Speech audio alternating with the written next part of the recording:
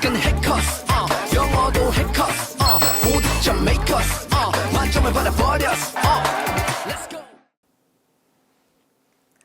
여러분 안녕하세요. 4월 12일 토익 총평을 담당하는 해커스학원 종로 캠퍼스 이상길입니다. 오늘 시험 보시느라고 고생들 많으셨고요. 어떤 내용을 여러분들이 꼭 챙겨서 다음 시험을 더 잘 준비할 수 있는지 이번 시험의 총평과 다음 시험에 대한 대비를 이 강의를 통해서 하시기 바라고요.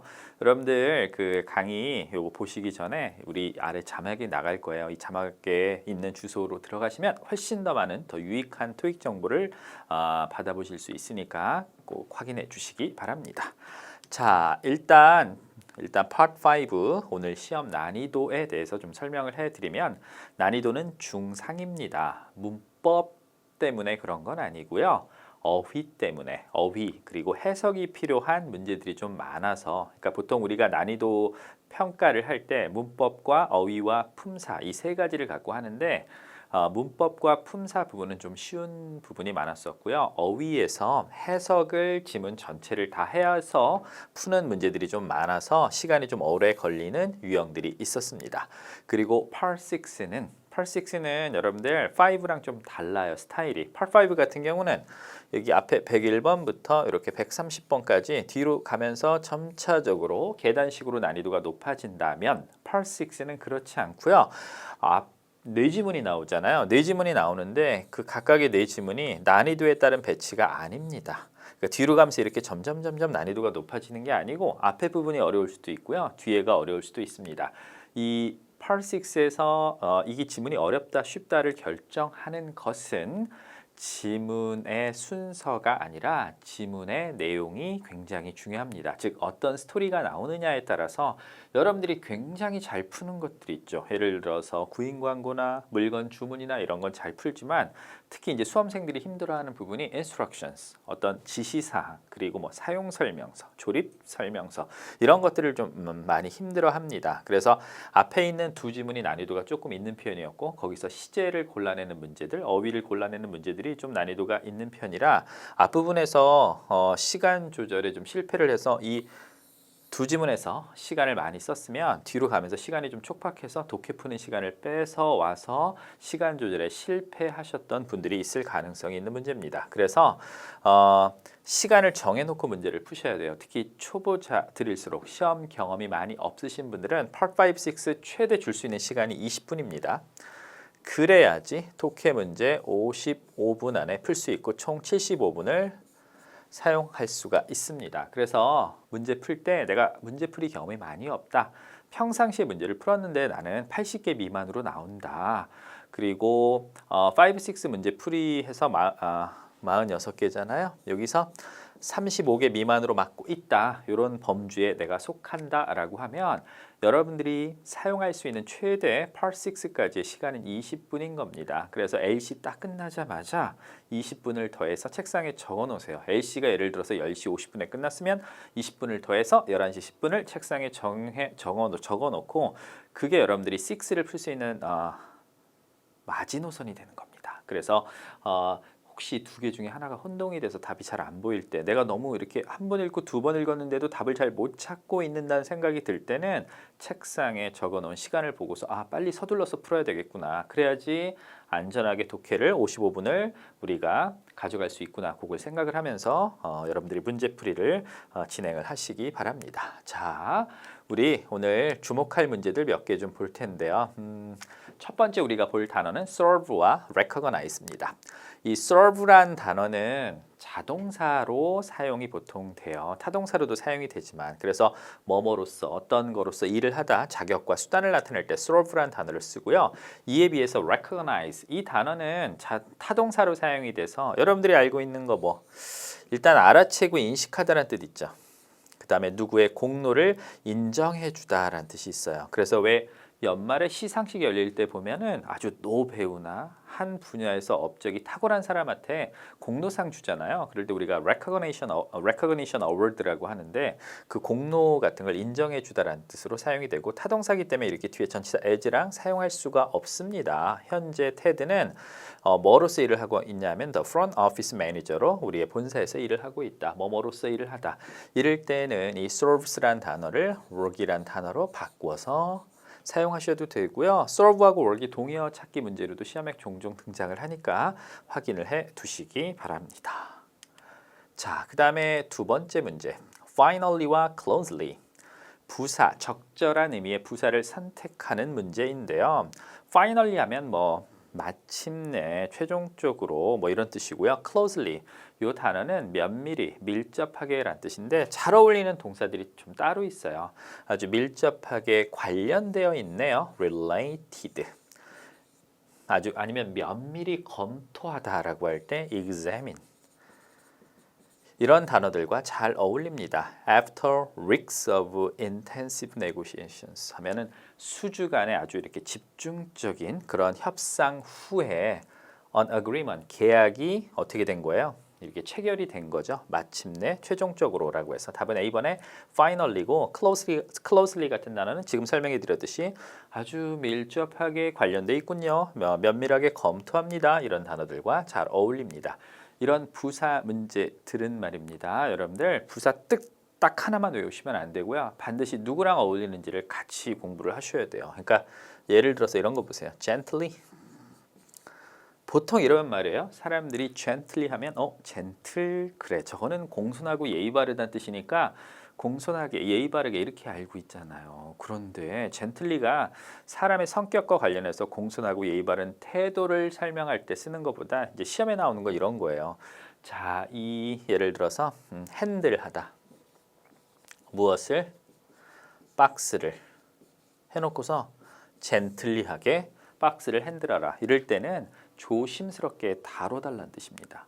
이 젠틀리가 우리가 알고 있는 공손하고 예의 바르다는 뜻 말고 핸들이랑 쓰이면 요거는 조심스럽게 살살이란 뜻이구나. 그 다음에 여러분들 혹시 이렇게 blow, 요즘에 봄바람이 살랑살랑 불어오죠. 그럴 때 the wind blows gently 하면 바람이 살랑살랑이란 뜻입니다. 그래서 내가 A, B, C, D가 ly, ly, ly, ly 이렇게 4개 부사로 쓰였는데 이런 문제를 좀 많이 틀린다. 분명히 어휘책도 열심히 보는데 단어를 고르는데 좀 어려움이 있다라고 하면 문장 안에서의 단어 쓰임새를 보는 연습을 여러분들이 하셔야 됩니다. 그래서 저처럼 젠틀리란 단어를 핸들과 쓰이면은 조심스럽게, 그리고 blow란 단어와 쓰여서 바람과 함께 쓰이면 살랑살랑, 이런 식으로 같이 공부를 해 두셔야 돼요. 자, 그 다음에 세 번째 since하고 until. 일단 품사 차이가 품사 접속사와 전치사와 부사로 시간을 나타낼 수 있고요. 접속사로 사용이 되면 이유를 나타냅니다. 그 다음에 until은 접속사와 전치사로 사용이 되고 뒤에 누가 옵니까? 시점을 사용합니다. 그 뒤에 나오는 시점까지 동작이 계속되고 지속될 때 사용이 되는 거예요. 휴가, 출장, 할인 행사, 아니면 뭐 단수, 단전 이런 거 있죠. 그럴 때 우리가 until을 쓰고요. until하고 100%는 아니지만 유난히 친한 동사들이 두 가지가 있다면 요거 last, 언제까지 지속되다, 그 다음에 연기하다라고 할 때 postpone, 이런 단어들이 되게 잘 어울립니다. 여기 지금 since가 답이 된 이유는 뒤에 시점 나왔죠. opening 11 months ago라고 나오고 시점 나오고 그 시점 이래로 무엇들이 계속되어지고 진행되고 있다라고 이렇게 완료 시제 보이죠. 그래서 이렇게 수학 공식처럼 외우셔도 돼요. since 다음에 명사가 오거나 ing가 오면 이게 하나의 시점이 됩니다. 그리고 이 시점 이래로 주절에서는 말이에요. 이 시점 이래로 뭐가 계속되어지고 있어요 라고 할 때 여기다가 완료나 완료 진행 시제가 온다는 거 수학 공식처럼 암기를 하셔도 되고요. 요즘에 부쩍 좋아해요. 2022년에 since라는 이 단어가 접속사 전치사로 쓰일 때 부쩍 좋아하니까 알아두시고, 여기서 이제 하나 주목할 건 부사로도 완료 시제와 함께 잘 쓰입니다. 여러분들 이런 거 하나 기억해 두시면 되게 좋아요. 왜 오래된 식당이 있죠. 그게 이제 50년 전에 문을 열고 한 자리에서 계속 50년째 영업을 하고 있는 거예요. 이럴 때 그게 50년 전에 문을 열었고 그 이래로 쭉 영업을 하고 있다라고 할 때 이 완료 시제가 사이에 이 since가 부사로 그 이래로 쭉이라고 할 때 그래서 the restaurant has since 해놓고서 operated 이렇게 놓고 완료 시제 사이에 since가 부사로도 사용이 된다는 것도 기억해 두시기 바랍니다. 자, 그 다음에 4번 while despite 의미가 같아요. 의미가 동일한 단어가 선택지에서 같이 보인다는 건 우리에게 해석을 요구하는 게 아니라 수험생 여러분 품사의 차이를 이해하고 있습니까를 물어보는 겁니다. 요거는 접속사, 요거는 전치사. 이거는 뒤에 주어 동사가 있어야 되겠지요. 전치사는 목적으로 명사 덩어리가 보이는데 뒤에 보면 동사 보이죠? 그래서 the original structure has been kept intact. intact이라는 건 이렇게 변하지 않고 원래의 상태라는 뜻입니다. 원래의 상태로 유지되어지는 반면에 the layout was completely altered. layout은 바뀌었다라고 해서 뒤에 주어 동사 나오니까 이건 해석 없이 접속사인 while을 골라내시면 됩니다. 그러니까 이런 문제를 풀 때는 품사를 꼭 기억을 해둬야 돼요. 그래서 의미가 유사한 단어들이 선택지에서 같이 보이는 건 우리에게 해석을 요구하는 문제가 아니라 품사 역할을 인식하고 있냐를 물어보는 문제이기 때문에 평상시에 단어 뜻 말고 품사도 같이 기억을 해 두시고요. 5번으로 가지요. apart from, among이 보이는데 이 apart from은 되게 특이해요. 일단 동의어가 하나 있습니다. aside from. 그리고요, 의미가 상반되는 의미를 같이 내 안에 갖고 있어요. 내 안에 그러니까 어두움과 밝음이 같이 있는 단어예요. 1번, 2번. 하나는 제외하다는 뜻의 except의 의미가 있고요. 하나는 게다가 더욱더라는 뜻으로 in addition to. 동의어 또 누가 있어요? besides. 요거 s 꼭 붙였어야 돼요, 여러분들. 그 다음에 as well as. as well as. 이거 여러분들 문장의 맨 앞에 as well as 쓰이면 전치사처럼 게다가 더욱더라는 뜻입니다. 이렇게 두 가지 뜻이 있는데 여기서는 이렇게 1번 except의 의미로 사용이 되었습니다. X20 모델을 제외하고 모든 다른 모델들은 단종되어질 것이다 라고 해서 답은 A번이 정답이 됩니다.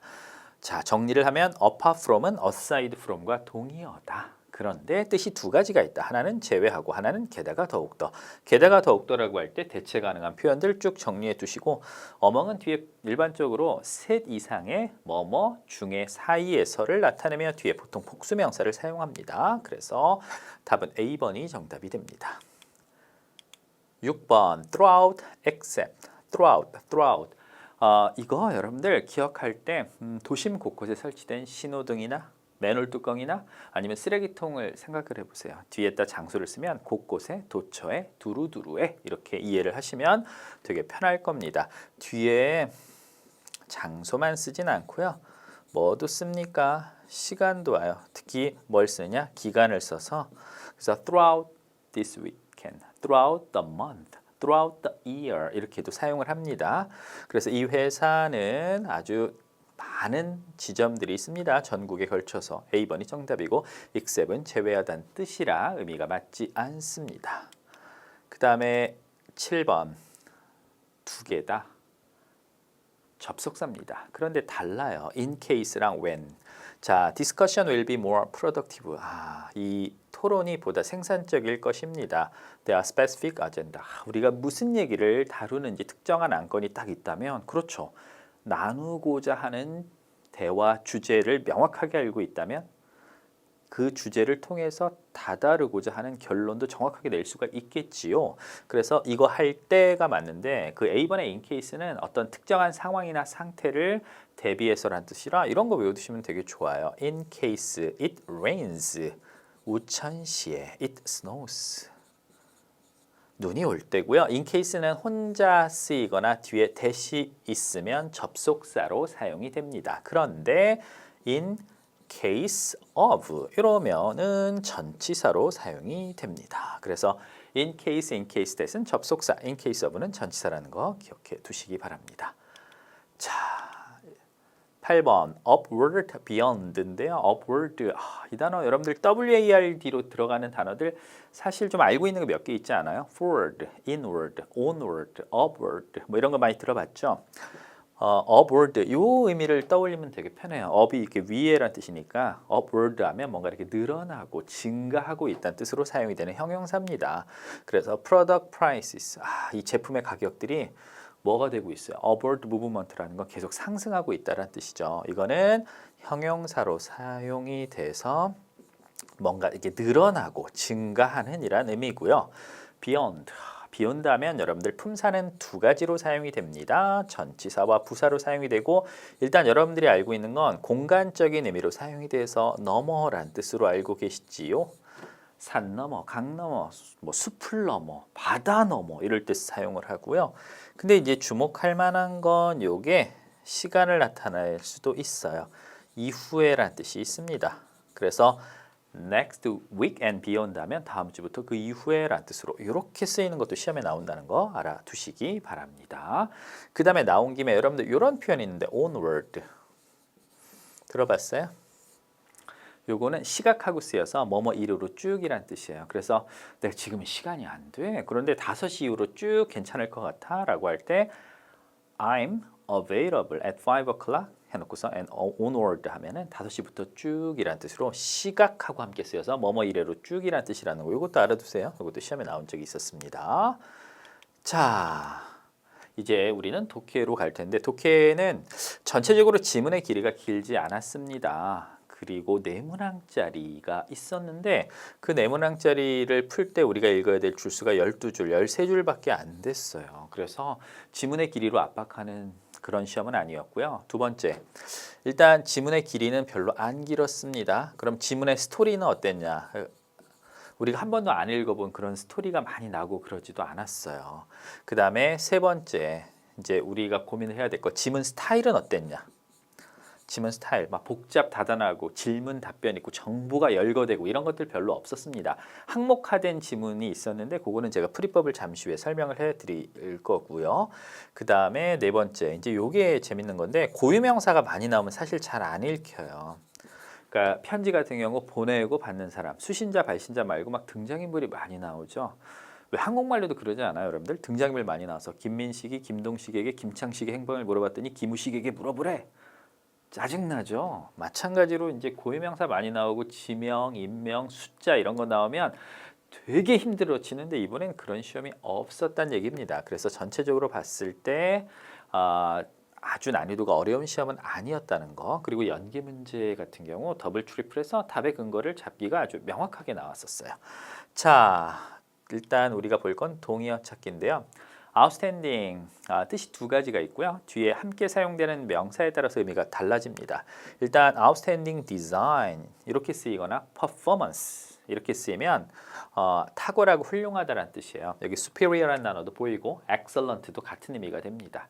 그런데 outstanding이 뒤에 금액 관련하고 사용이 되면은 미납에 연체된이라는 뜻으로 outstanding balance 하면 unpaid라는 뜻이고 다른 표현으로 쓰이면요 over due, 그 다음에 delinquent